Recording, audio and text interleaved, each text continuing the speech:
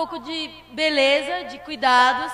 Luciana Odera, que é sócia da renomada e maior clínica de estética do Brasil, a Onodera, e fez administração, então ela lida com essa guerra também de subir o Everest, que é ser administradora de uma grande empresa. Tudo bom?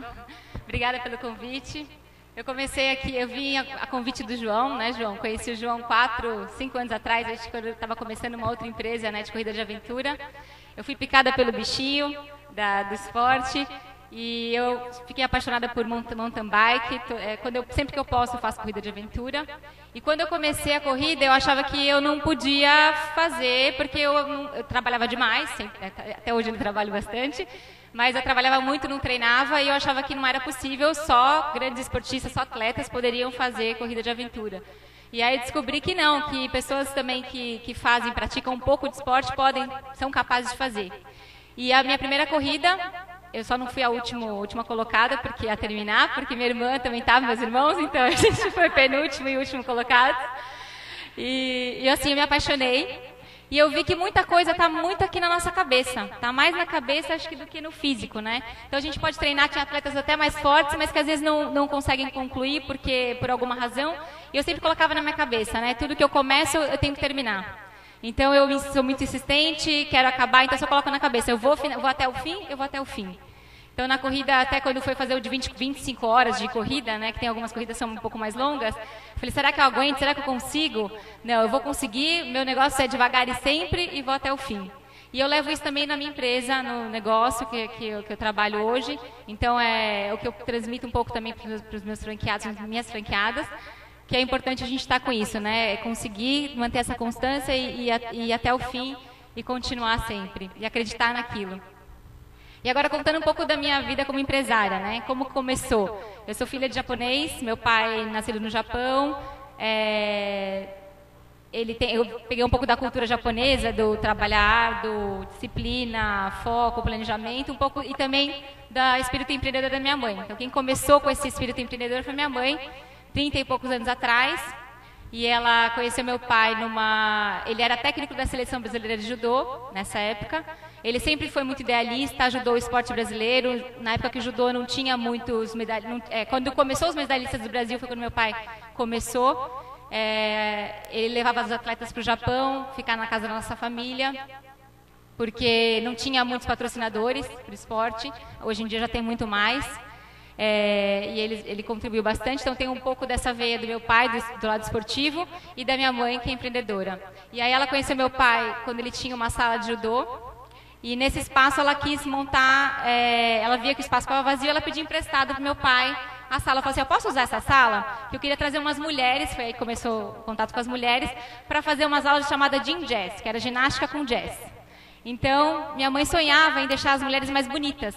Ela queria que as mulheres ficassem mais bonitas. Então, ela convidava as mulheres do bairro para fazer aulas de ginástica lá. E aí, esse negócio cresceu.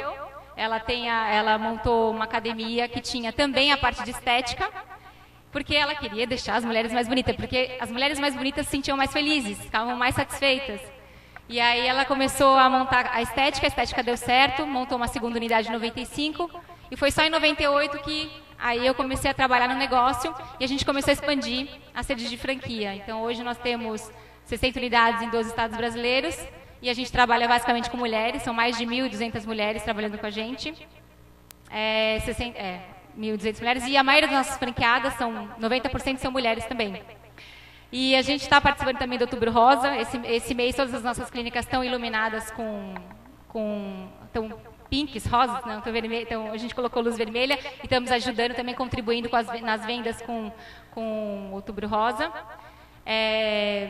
E o maior desafio, acho que como empresária, é conseguir conciliar, como o evento de hoje, né? A gente tem o esporte, a associação das mulheres fazendo esporte com o negócio, que é outdoor, mas ajudando a promover através do CITOC, a conscientização do câncer de mama. Então, eu acredito o que eu acredito?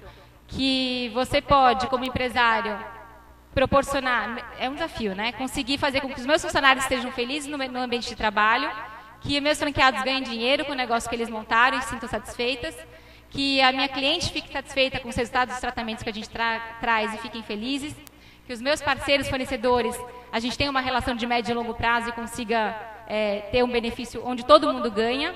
Então, acho que isso que deveria ser a consciência dos empresários brasileiros, das empresárias, de conseguir ter essa união onde todo mundo ganha, empresário, parceiro, cliente, funcionário, e todo mundo sai satisfeito, né? Isso é uma coisa que eu estou trabalhando. E conseguir também equilibrar a vida pessoal e trabalho, vida de esporte e trabalho, né? Eu achava que antes eu trabalhava muito e só trabalhava e aí eu não conseguia me cuidar. E quando eu faço esporte eu consigo ter uma vida melhor, ter mais criatividade, consigo inovar mais na minha empresa. E eu ganho muito quando eu associo, eu tenho muitos aprendizados quando eu faço esporte e eu aprendo muito durante as corridas, fazendo mountain bike. E eu tenho muitos ganhos quando eu faço o esporte. Então, eu associo muito e tento equilibrar minha vida empresarial. E eu acho que isso é possível. É isso.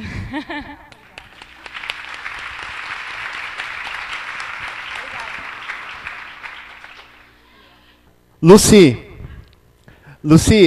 você tem uma clínica, uma rede, né, de clínica estética. Obviamente, ou 100%, ou aproximadamente 100% voltado para a mulher. Você falou que você usou muito o termo franqueadas, né? Então a gente está falando aí do feminino, mas é óbvio que no meio dessa história toda, dessas 1.000 e poucas pessoas, foi uma pergunta sucinta, mas estou elaborando ela melhor aqui, tá? É claro que no meio dessas 1.000 e poucas mulheres, existem homens que ocupam diferentes cargos dentro desta empresa.